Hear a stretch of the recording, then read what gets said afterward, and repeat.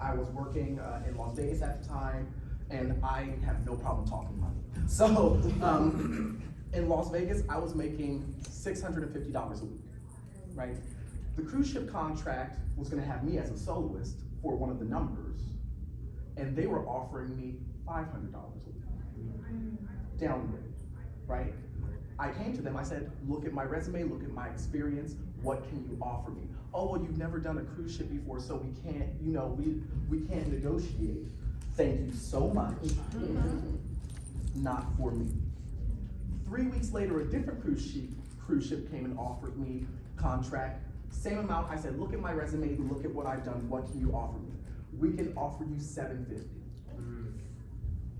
Done deal, right? You have to know your worth and be able to say no and be okay with it, because that's the only way we grow as artists, and as an industry. So, reading your contracts, or, if you don't feel comfortable reading a contract, finding, a legal friend who is going to be willing to do that for you. A parent, just someone. Yeah. Who's going to be able to go over that information with you and make sure you're not signing your life away, signing your image away. That's so true. Yes. Because people, especially in the commercial industry, people will get you to sign a contract so that you don't get the residuals. Correct. Of what they are making. Like a commercial, for example. You can do a commercial and they can pay you a flat fee of $2,000. But this commercial is now about to run for 15 years. Times a day for the next 5 years. And you could be getting a residual check, which is basically a percentage of every time that commercial runs. That residual check can sustain you for the next 10 years of your life. How would you know, it's in the contract? Is it that fine print type contract? It's in the union. It's So literally, yeah. So here's the next thing, and I just wrote this down. Anytime you're on television, you're gonna get either the opportunity to join SAG, Screen Actors Guild, or work toward getting your full membership, because I think it's what was $14.50 or $17. It's a cute coin, right? But hopefully, whatever job you do, you can pay for it out of that check. Because I don't think it's something that you could just I'd like to pay on my, it's not layaway. Okay. And so if it's a legit gig, the SAG contract will make sure that residuals and royalties are standard. All right. It's just those other, we go do this commercial and I'm gonna pay you $5K, and you're like, oh my God, $5K is so much. It's not. And like he was saying, just knowing how to advocate for yourself. If you have a question, just respectfully, I'm not saying stage a coup, Right. just being like, oh, I'm sorry, really quick. Can you just explain this really, just honestly, and with the intent for clarity. Clarity is kind, right? No one is ever gonna, they're gonna be like, oh, she's smart, she's asking questions. Well, yeah, okay, Boston Conservatory. And feel free to drop that.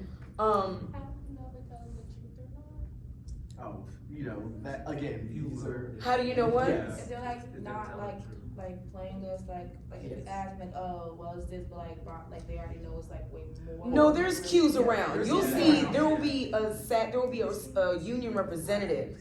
All right, there will be people around. If it looks, if you're in this random warehouse somewhere, maybe that ain't it. Right. But if you're in, a studio and there's people and there's a clipboard and there's, you know what I mean? Somebody walking around looking like they got cents and coin, then that's the one to go to. Yeah, right? everything should have a sense of professionalism within the space. Yes, Yeah. and use your gut. You know what I Yeah. mean? That spirit will tell you, and you have to. Now you can still make a decision, right, based on what you want to get at that time, but just have your eyes wide open and being like, okay, that's fine, but I'm just getting this $5K real quick. Yeah, And be cool with it. Yeah, and everything you do, everything you discuss should be in writing. Yeah. Yeah, it should always be in writing. Even if you come to an agreement on something that's not in the contract, let them know that you will sign the contract after it has been placed in writing into the contract. Yeah, you don't have to always like sign it on the spot. You be like, Exactly. you can be like, okay, I'll bring this back or I'll fax this back. And I strongly encourage you guys to build relationships with a mentor. Because that's who you turn to. Your, counselors at school or someone that's graduated. Is there somebody that graduated 2 years ago that you still are like in touch with and have a relationship with? They're gonna be your mentor, right? I will be your mentor. Like, that's what I do all day, every day, is mentor girls, because I know what it's like. I know where you've been. When I was in Las Vegas doing The Lion King, I, called out of my good job at Lion King to go dance for Beyonce because I wanted to do that. Yes, there were repercussions. I got in a little trouble, but now I can say I did that as well. So, you're always going to be faced with opportunities or, experiences. And again, coming back to that why, right? Like, just really, really be clear and be strong and firm. Give yourself to say, yes, I'm going to do this, or yes, I'm going to do this for, 10 years or whatever. And then I'm going to move on to something else, right? Because, I just believe that dancers are multi-talented people, and don't get locked into one thing. If you aren't seeing the kind of dance that you want, create it yourself. You don't have to wait for somebody to go on tour. We don't, it's an uncertain world we live in here right now, right? And during that uncertainty, you have a voice. And that voice is always gonna be there. And I just encourage you to nurture it and listen to it and express yourself. And make sure that you're recording yourself, right? Like, you're getting the content also. Because people wanna know about your journey. Like, they wanna know, like, something about you more than just your dancing. Because you're like, oh, she's a crazy dancer. She's a good dancer. Is she crazy? Does she feel, like she has, some earnestness and some authenticity about her? On the topic of creating, I want to, in the future, because I've always been thinking about this, I want to focus on sports therapy with the main focus of dance and mental. And I want to go to college, and I keep on asking a lot of people, what about triple majoring? Triple. They're all like, oh, you're gonna be in college for a good minute. And I'm like, well, I want to do psychology, I want to do business, and So there's your double major. What did I just say earlier? You don't have to major in dance. You're gonna dance. True. Very true. You're gonna dance. Yeah. You're a dancer. Our school, we don't have a dance major, we have a dance minor, and like you say, you always have to have a backup, because dance, depending on like how the world moves, you're not gonna have as much money. So find a school, like if you want to major, that's all on you. But also find a school that has like the most important thing, but minor in dance, and you can still do that as well. And I want us to intentionally make sure that we're not saying like a backup. That word is very triggering for me. Yes. Backup plan and like dumb dancer. Like those things really make my eyes start twitching. Because we're brilliant, right? We're telling a story without words, doing things with our bodies that most regular people can't even think of.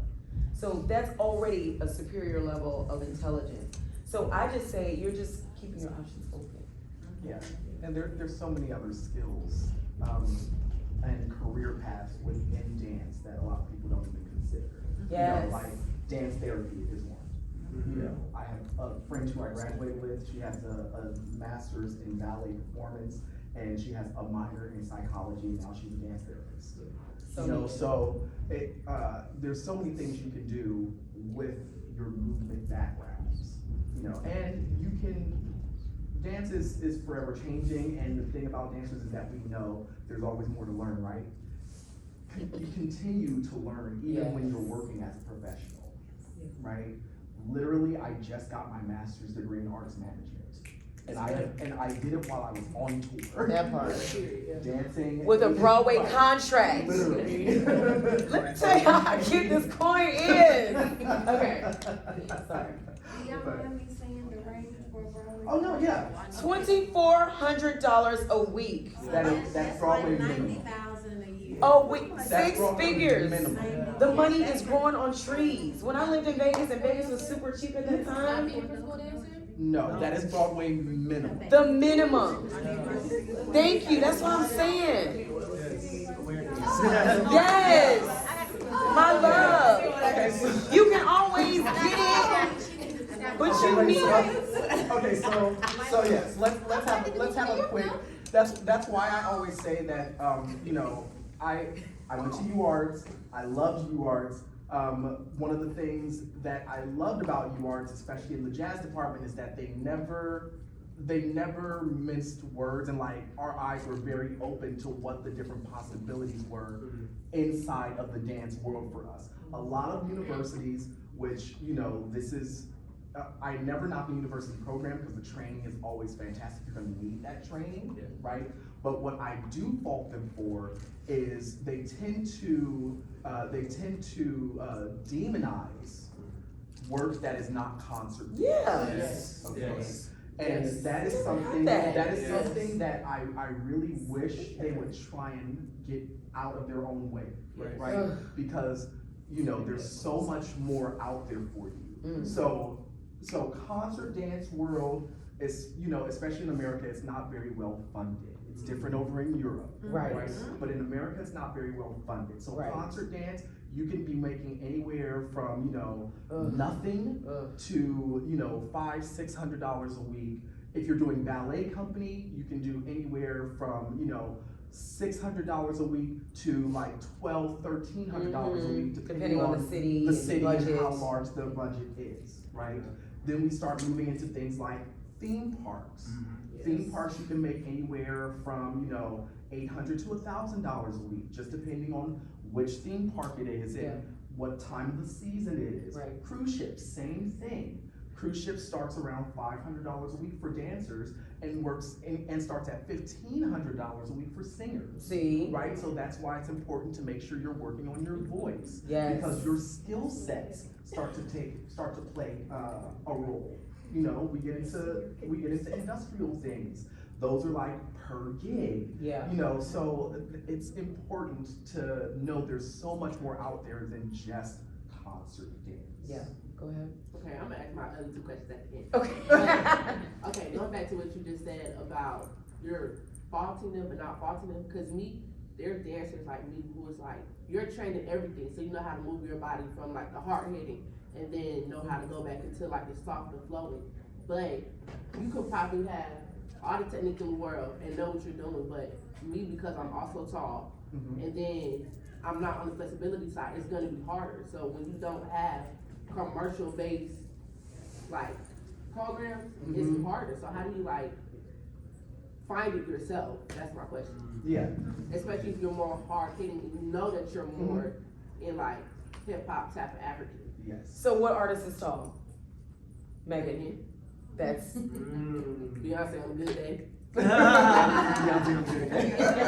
Yeah. But you have to, you just have to deductive reasoning, really go after that, which is a great, you know, Right. we love her, right? So that's how you select. Like, Because I've heard stories where it's like, okay, like being well-rounded is also good because everybody can make it past like the hip hop, and not everybody can make it past like the the technique part. contemporary. Yes. Right. Like, will there be actual auditions for like to dance behind people like that, or on like Broadway where it's like, okay, we wipe out the eat stuff and then they go into like technique and all that? Technique is first. Let me tell you, the audition could start with développés a la Sacone, front, side, and back. If your leg is not over 90, you're cut. So start stretching. Get you some ankle weights and start stretching. You're doing leg lifts while you're watching whatever thing you're on Netflix, right? Matter of fact, turn off Netflix, okay? Turn it off and start thinking your own thoughts. And you're doing développés and leg exercises, and then you take those weights off, baby, that leg is, Oh, period. okay? That's what you're doing. so that you don't cut yourself out of that part, because you want to get to the next round. Right. And then I also, I wanna jump in on that really quickly. Different areas of the industry, are auditioning for different things and looking for different things. For sure.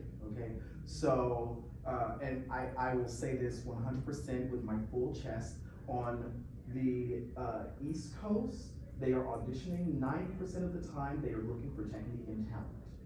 On the West Coast, 90% of the time, they are looking for the look, Correct. yes, before the talent, That is correct. Yes.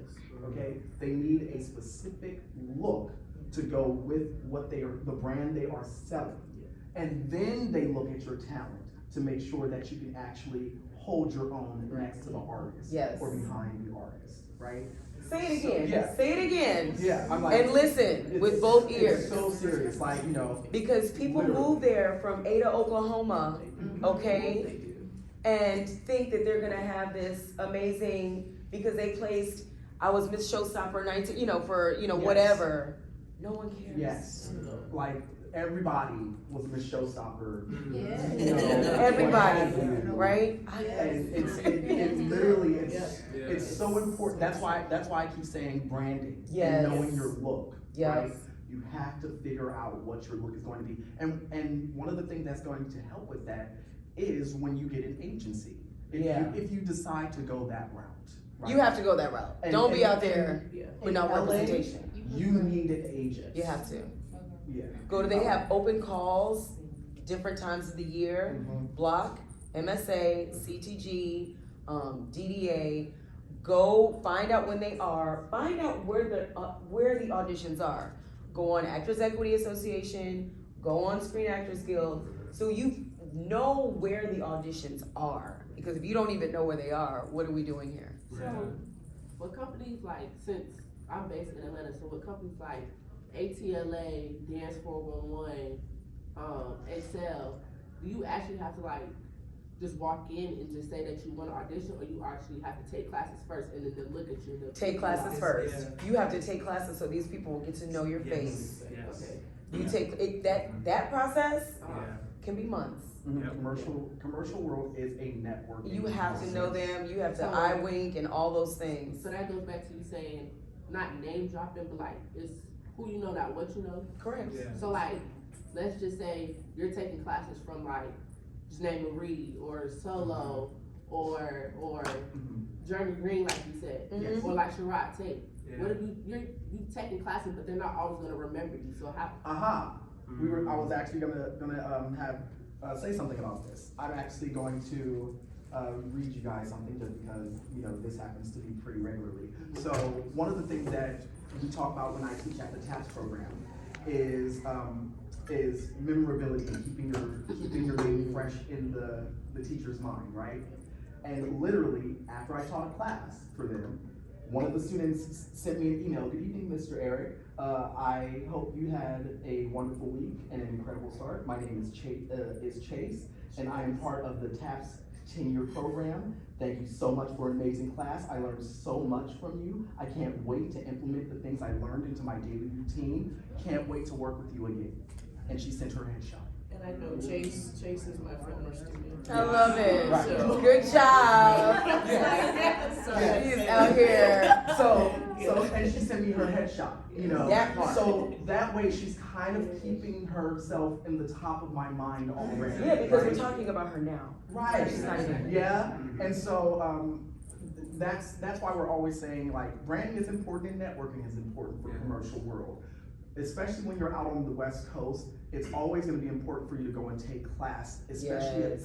if the teachers are artists who are working backup or who are choreographers Or the for creative some of team. the artists that Yep. you wanna work with. Because what starts happening is that they start seeing you as a regular. And then once they start seeing you as a regular, go up and be like, hey, so I love taking your class. Let me know if you ever have any projects and you need some bodies. Or an assistant. I would love to jump in and just like learn some movement. Yeah. And that's how you start to build those connections in that network. Stalk them on Instagram, leave little comments, do hearts, everything, like daily. Yeah. It's strategic. And when we had a question in the back real quick. Hello, everybody. I'm Carol Foster. I'm a founding member of IEBD. Yes, queen. Can you tell them the napkin story, please? Quickly? I'm sorry? Can you tell them the napkin story, how you meant, yes, because that, they need to know that. You're not just a founding member. Can you please share that? We were at a luncheon and we had heard all of the needs of the dancers and everything. And I wrote on a napkin, the International Association of Black City Dancers. Come on. And so that's, that was the start of the impetus to get it going. But thank you. This is so invaluable. So I'm just leaving you with something that will, I always do this with kids anyway. So it kind of puts it all together. People who are prepared get paid. That's right. Okay? Preparation, okay, is the key, and consistency in that preparation. And those people, when preparation meets opportunity. That's right. The doors of success swing open. Yes. So that everything that they're telling you, take copious notes if this is something you wanna do. Yes. And be prepared to be the CEO of you, That's it. okay? Cause that's what you are your own corporation. That's it. Okay. Back so to that business everything that degree. Everything that they are telling you, and trust that the dance community, whether it's on the West Coast or the East Coast, whether it's commercial, whether it's whatever, is still small. Very small. We all know each other Yep. in some way, shape, or form. And the people that come through your life, you'll never know. Missy Elliott used to sit and watch my rehearsals. Before she was blowing up a little bit, but not like she is now. And so you never know where you're gonna cross paths. I took kids to the first group of all African American kids to Edinburgh, to the Fringe Festival. Needed to raise money. Maya, who used to tap in DC, in Maryland, DC, and for some reason she hit me up and said, help me out with this audition that I wanna do. I helped her out with that. And then I asked her to help us out to raise money to go to Edinburgh. She was on vacation in Miami. No backup dancers, no musicians, nothing. She said people approached her, Maya, please do such and such. She said, I will do a show for you, and with whatever I got, for $5,000, and that check has to go to DC Youth Ensemble in Washington, D.C. I love it. She came back with a little crumpled check. She said, if it's not good, let me know. But your networks are all over the place. Yeah. Right here, right now. That's it. With them. Make sure you are connecting with people. That's the whole purpose of being here. Yeah. You never know when things are gonna kick off, and you never know who's important to your life. Anybody know what APAP is? Yes. Yes. Do you know the director, the CEO of APAP? Her name is Lisa Richards-Toney. Oh, yeah. She came to IEBD, she was one of my students, I had her since the 7th grade. She came to IEBD in LA, sat next to Michael Kaiser. If you don't know that name, look it up. Yeah. Okay, had a conversation with him. She was a teenager, because she had performed and then they sat down. She later became a person in his program that he was developing leaders for at the Kennedy Center. Now she is the president and CEO of APAP, which is the largest arts presenters organization in the country. I love it. Okay, but it's all gonna come full circle. You don't know who you're sitting next to. So always talk to people, network. Ask them, how do I get my legs up? Listen, I'm telling you, it's those ankle weights. That's how my legs went up at Garth, honey, because everybody in that company's legs up. I was like, oh no. Take advantage. Oh, not be the only one. Take advantage Yes. of all these opportunities and all these people. Diane McIntyre is here. John Parks is here. You have to know who's in the room. Yeah. And that's the first thing when you all go in for that audition. Know who's in the room. Yeah, it's Read the so room. important. Yeah. Okay, so I'm sorry. No, we're honored that you're here. Thank you. Do we need to stand up and do some body rolls? I just feel like just me? That's fine. I know, this is what happens No, when I you sit taught down. earlier, so I'm like, and so yeah, I do want to make sure that at least for us in this room, that we exchange information. So let's just give a quick little, you know. I know, I was like, I actually wrote a little Yeah. name and like email, Social. what have you, social, right? Yeah, But let's just do this IG thing. We still got about 20 minutes, so Yes. we're doing good on time. But yes, Follow so- Black Girls Dance, leave me a message, and I'll follow back. Black Girls Dance on Instagram. You know, it's just so important what she was saying, because being that preparation again comes with your holistic practice, your own personal practice. Because that's what's gonna show up. Your energy, success attracts more success. And so if you step into the room and you've already, you know, been like, oh, I don't know, that energy is not gonna book, right? And it's not like you have to step in like, I'm fierce, I'm this, I'm that. Sometimes I might book, because they're like, yes. But sometimes you just have to really be grounded and open and positive. Yeah. And they're like, something about her, I like her, right? You know what it is. It's you, right? So you have to start cultivating that now. It's not too soon. Start doing it in high school. So by the time you get to college and all these boys are whispering in your ear, you're like, Right. I'm focused, okay? You cute though, whatever. But no, you just really have to keep that internal dialogue so positive, so encouraging for yourself, right? Because the world is gonna say everything except that. So you just have to always. Can I add one more thing? Of course. I'm so sorry. No. But please remember that success can be harder than the attainment of success. Mhm.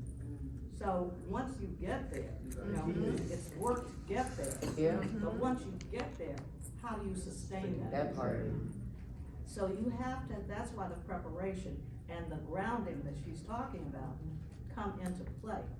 Because you have to see more than just the, you know, the thrill of it. Yeah. You have to understand the commitment, the work, the sacrifice. You all are Rockets? Yes.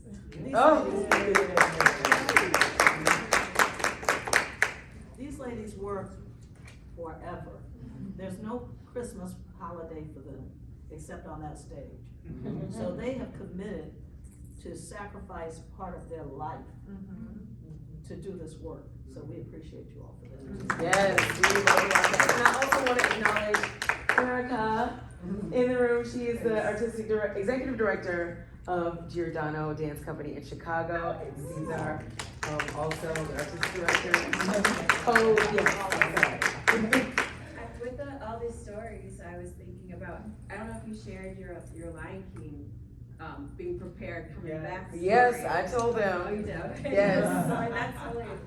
Yeah, you have to stay ready, like stay on ready, and stay, like the first time I auditioned for Lion King, it was, you know, let's say August. Every day after that audition, I was like, okay, they're gonna call today. It's today is they're gonna call. What's today? They're gonna call. And then that call finally came the day after Thanksgiving. So you have to be in this spirit of expectancy and not that defeat, like, oh, because auditions it's a numbers game. So that's why you have to do it so much, because sooner or later your number will be up and it will be your time. And are you prepared? Are you in the right headspace? Are you in the right emotional space? So doing the things that take care of your mental health and your mental and emotional wellness now and making that part of your daily routine is so important. Because everyone's highlight reel is a liar. Okay? I don't know if you're like me. I have to shut this down so that I can remember that I'm not comparing myself and thinking that I'm late, right? Can I add to that? Yes. I just want to put this out there because whenever I tell my college students, they're baffled. But when I talk about getting signed, right? And they're like, oh, when did it happen? Like college and stuff. I was like, no, I was 28. You know, it's just, I thought at that time, like I was a dance team girl, right? I was a computer science major, wasn't thinking about dance as a career. That's not for me. I barely have like a triple pirouette. I feel like in the 90s, like if you could do like a fuete, like that was the ultimate. So I was like, I can't do that. Like I have tight hips, like whatever. I'll just kind of dance on the side. And you know, and this is also my advice if anybody wants to take that in, is that I had a strong support system to kind of help. Because every time I would get discouraged and be like, oh, you know, I'm not that great, you know. My mom and my sister, who's also a dancer, would be like, I need you to come back to that 3 and 4 year old who was in front of your little cheap mirror, like getting your life to Paula Abdul. So it's like return to Cold Hearted Snake every time. Cold Hearted Snake. But anyway, look it up if you don't know. But I'm saying all that to say that it wasn't until like I had finally like realized like this is what I'm supposed to be doing, and whoever likes it, and who doesn't. That's when I got signed. At like when you're supposed to be done. Like almost 30 years old, right? And I'm just all the things you're saying, like I'm almost in tears because it's like resonating. Because I started my own dance company because I couldn't find a place that looked like me, number one, but also I wanted to do hip hop. I wanted to do contemporary and everything. And in my hometown in St. Louis at the time, there was only ballet and modern companies, and I loved it, but that didn't fit my body or what I wanted to do. So I started my own. It's through my own that I started getting all these commercial jobs. Because your energy was already exactly. And that energy is attracting. Exactly. Yeah. To add to that, so following what's for you, following your life, I graduated from Morehouse dancing through Spelman because Morehouse didn't have a dance program. And I didn't even know that you could go to school for dance. And like I started in the streets, I had no idea that that was a thing. My first ballet class was at 21. Wow. So I was like, wait, this is a thing? Like I didn't know. So when I fell in love with concert dance, combining hip hop and stepping and all of that, I got accepted to NYU, their dance ed program. And my professors forced me to go because I was a Gates Millennium Scholar. So they're like, they're gonna pay for it. You need to go. And I'm like, no, I want to dance. I need to train. I need to do this because I was gonna be a commercial dancer. I was gonna be like, you got served. I was gonna do all of that stuff. But they're like, no, there's something else in you that you need to discover. So reluctantly, I went. But when I saw a teacher present her class, and then I saw the AV school for the first time, I cried. And I was like, yes. And when I said yes, my life changed. So I knew that, yes, I am a performer, but I'm a teacher. I teach people how to teach people. And so knowing, so for you, you're like, I'm gonna do all these things. One, you don't have to do them all at once. Right. But you can't have it all. And like the dance world, there's so many people that don't know that arts administration is a thing too. Seeing y'all dance in the hip hop class yesterday, I can hit the step, but I ain't hitting it long. Right. But y'all, I can create spaces for y'all. That's where I get joy now. That's arts administration. You want to do graphic design? Create for dance companies. If you want to do booking and programming, do it for dance organizations. Like the world is not just perform or not. There's an old saying that used to be, for those who can't dance, teach. I almost cuss. I'm not gonna say that. Forget that. Right. You can do whatever you want to do. Right. Let dance. I was taught through my pastor. Your passion leads you to your purpose. Your purpose leads you to the dollar. So you have the passion. Find your purpose and go. Yeah. That thing where like, you know, the money will come later. It's so annoying. It's true. It's annoying. So again, don't put any kind of unrealistic pressures on yourself. Like you're gonna be in your 20s and like people on social media are millionaires. Okay. We saw a couple of questions. Yes. Question: say if you're like multi-talented or have different businesses, are you able to do everything, especially if one take off? Just do one at a time. Yes. Just do the one that you, I call it like low-hanging fruit, like the one that you think, okay, this is easy, I already have this, I already have that, and you know, it can work him, but do that one first. Because you need money to support the other ones. Yeah, so do the first one first, and then the second one to second. But you can't do them, just one at a time. Yeah. Okay. Okay, so this goes back to you talking about branding yourself. Like, going back to how I said my dance teachers, they're known and cool with people in the industry. So is it better to have like a page just for dancing and then your personal page or both? Because she taught us to have two separate pages, but now it's like folks are starting to have both, but watch what you post type situation. So Do you which have one that is many better? followers on either one? Like, stick with the one you have the most followers on. Okay. Like, So just just transition like your the- personal one, just to have the one. Okay. Well, like. If yeah, you I have over 35K followers, then you can start to be like, hey guys, come follow me on this page, and they will. But if, But yeah, like, yeah, like, the one. I think, you know, unless you are in a space where you are having a very, very large number of followers, Yeah. and you're going to start needing like a social media manager, Right. don't worry about that. What you just need to worry about is cultivating your And page curating, and yes. curating it to look the way that you want to be presented to the world. So how do you like combine that too? Cause like with me, with my page, my personal page, okay, so my name is Zeta, so my personal page is just like Zeta Mars, so that's where I put all like my professional and like my personal. The dance page I have is the dancer, like the dancer, but it spells out my name. So it's like, that's where I put like my dancer, but the Instagram was built with only dance stuff. Transfer that stuff over. Yeah, transfer it over. Yeah, and literally you literally make that your brand, right? Yes. Like, cause dance at the end of the day is not only like what you do, but it's also you have to make it be who you are, right? It is part of you. Yeah. So transfer it over, you know, and just you can let people know, hey, I'm transferring this page over, you know, whatever, how you wanna do it. And then, you know, take everything that's on your personal page, archive it, start from scratch. Yep. Yeah, literally archive it and start from scratch. Start with exactly what you want them to see. Yeah, and build yourself back up that way. Now, if you want another page with your puppies, then just start that little right? But this is your living resume. Literally. this is your So, forward you know, thing. look at someone's page that you're like, oh my God, like I want my page to look like that. And just kind of model it. You don't have to make it up.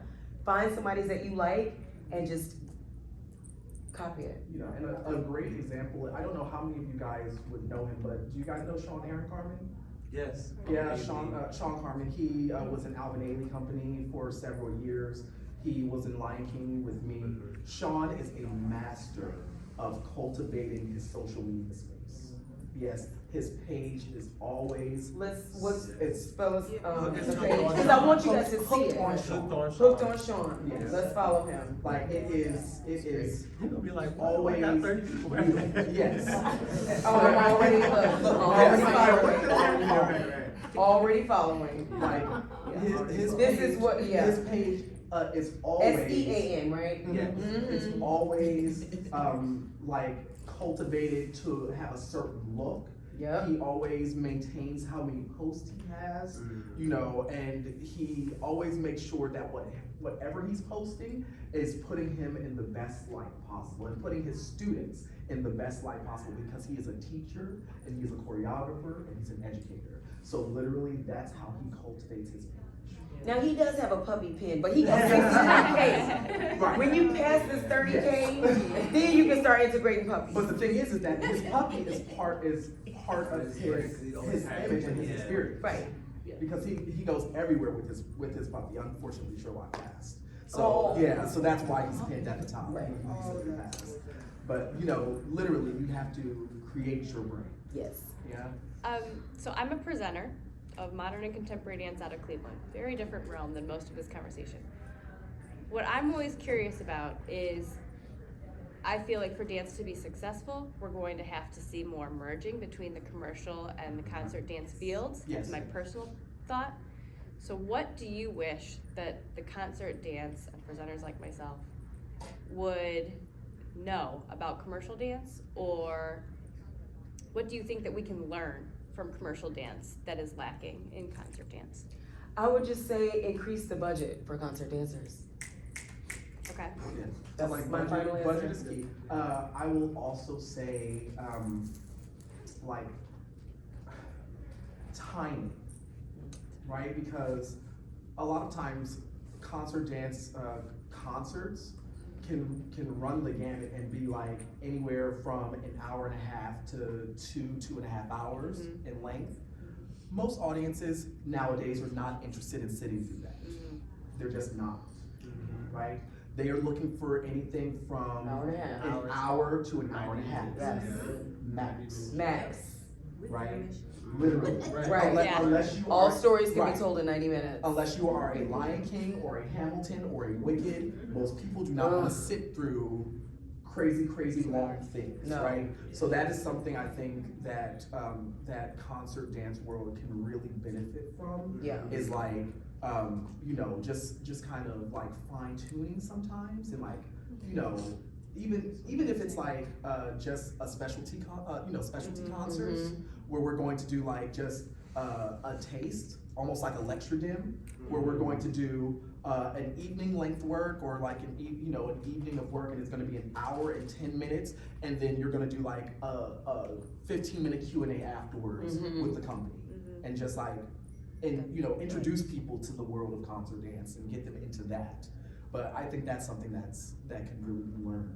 Importantly too is like the collaboration, right? And just making space so that whatever you know, it goes down to the story. What story are you telling? You know, why is it necessary? Or, you know, what is the gain, or what is the impact that it will have? I think if you center whatever event around the impact, and making sure that the price point is accessible for the masses, then it's gonna be a success. I was like, oh, there was one more thing I wanted to say. She said it with making sure everything is accessible. Yes. You know, unfortunately, concert dance has a lot of stigma associated with it, where it feels very rich, very stuffy sometimes, very inaccessible unless you have money. So finding ways to connect it to everybody's space is really helpful. So doing things where you do like pop-up performances outside in the community, that's, you know, those things are always so cool.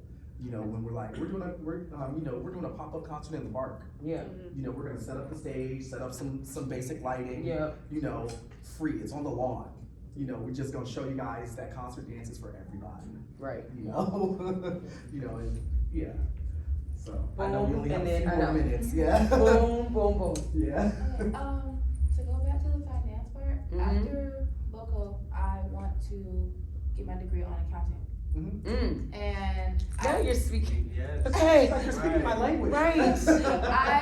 I've always loved math when I was in high school and middle school, and I always did the best, like algebra, pre-algebra, and so I wanted to be an accountant since like middle school. I haven't heard a lot about dancers and accountants together. You would be so rich. Company manager. Doing dancers' taxes. Executive director. Taxes for dancers, because they don't know how to do their taxes. They end up getting screwed because they always are taking 1099s. And that means you're end up having to owe taxes at the end. Do you know how much money you're gonna make? Girl. I hope a lot. Because that is something that all dancers really need. So I encourage you to follow that path, honey. Yeah. Along with. I've had that dream of accounting and dancing since like middle school, going to high school. I've always wanted to be an accountant. There's somebody that I want to connect you with on LinkedIn that could be your mentor. Yes. Because that's exactly what she does. And like company management, like that is literally Executive what director. they do. Executive directors, that is literally what they do. They 9 times out of 10 are artists who have transitioned over to management, and they are managing the space. Yeah. Company managers for Lion King, his job is literally numbers. He has to make sure that the venue is getting paid, the presenter is getting paid, and all of the company is getting paid. So literally, and our company manager was a performer before he was a company manager. Yeah, so. I love that. I remember you saying like to do more than like dance, like do master class and stuff. I wonder if you can do the same route with modeling. Absolutely. That helps with dance a lot. Is, you know, That's why I keep saying how important branding is, right? Because literally, your brand is your livelihood. There are so many performers who get modeling opportunities. Yes. Literally just from their Instagrams. People will go on there and see like, my page is a little crazy right now, but normally, one of the things I used to love to do is also look up what photographers are in a city that I'm going to be in and be like, hey, Let's do a Lion photo King's gonna shoot. be in town, would you be interested in like collabing and doing a photo shoot with some of us? Yeah. And people are always quick to jump on an opportunity to collab, right? Especially with dancing. Especially with dancing, because we are Yes. such unique subjects, because we know how to move and find the light and find interesting angles, because that is going to not only sell their work, but it's gonna sell their brand as well. Do it. So do it. That's one. Yeah, I just, and I'll try to make this quick, but I wanted to offer, my very unconventional route in transitioning from concert dance into the commercial space. I work in TV and film as a performing artist. I've been booked as a dancer one week, as an actor as the next, as a model as the next, and I 100% align with your brand is everything, whether you're signed to an agency or not. Because if you do get signed to an agency in the first 6 months, year and a half, 2 years, you don't have any control over that. And a lot of times it's not because you're not talented, it's because they already got 9 or 10 girls that look just like you. You know what I mean? So I've been working thus far without an agency, without a manager, and I've, you know, with the weight, and I moved to LA post-COVID, and I know that we're all aware that the industry has continued to shift, but the foundations and the foundation remains the same, right? Specifically in a market where, I mean, we'll call it like it is these days, there's not a lot of people moving to LA or trying to work in LA that have the background that a lot of you are building up in right now. And that is an asset, especially in 2025 or whenever some of you are graduating, whether it's from high school, college, you have the opportunity, your personality 100% is a part of your branding. If you have, to add to like the Instagram stuff, if you have social media where you like, man, you stand out on social media, even if you don't have thousands of followers, be them paid or not, because especially in some of these markets, when you see people with a lot of followers, they probably pay for them. But that's just the politics, and we have to play the game. But if you've established a presence online, invite your other page as a collaborator. So when people follow one page, they automatically see it's Kai Alexandra and it's Kaya on set. What's this? And then you get the opportunities to build relationships with people.